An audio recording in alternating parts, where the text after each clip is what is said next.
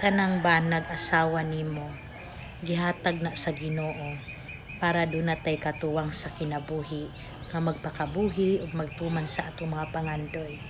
Dili na siya kaaway. Munang kung karon kung naama mo'y mga banag asawa, ayaw intaw nyo awaya. Ilabi na gayo daghang mga babayi karon nga tagaw-tawan kaayo, burag sirang plaka, selfish. Di pud sila gusto nga ilang bana maglingaw-lingaw pud panalagsa. Gusto na lang nila nga halos diha na yun nila. Naapoy mga asawa nga bisag buotan ra pud ang bana, pero mangita jud bikil, awayon pa ng bana bisag wala may nahimong sala. Isuon, kung nakabaton bitaw kag banag asawa karon nga gitagaan ka sa Ginoo, ang pingi biya na. Kay ang uban gani bali pang pangita nga makabanon og banag asawa, wala pa nakaplagi nila. Pero ikaw nga nasa imong mga kamot, ayaw na pasipad. Kung ugali aduna may mga problema sa kaminyoon, natural ramang jud na.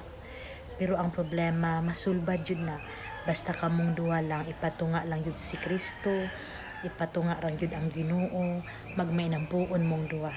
Kay masulbad ra jud na. Kung unsa man ang mga unos o kasakit nga maabot sa iyong kinabuhi, dili jud makatarog ang yawa sa pagpukan, nagub-o na inyong pagpuyo. Kay ligo naman mong duha diya sa iyong pagsalig sa Ginoo. Pero pag wala gani Ginoo, gamay lang problema, biyaan talikdan. Pagka nang puntuha mo na dakong sayo pug sipyat yun na.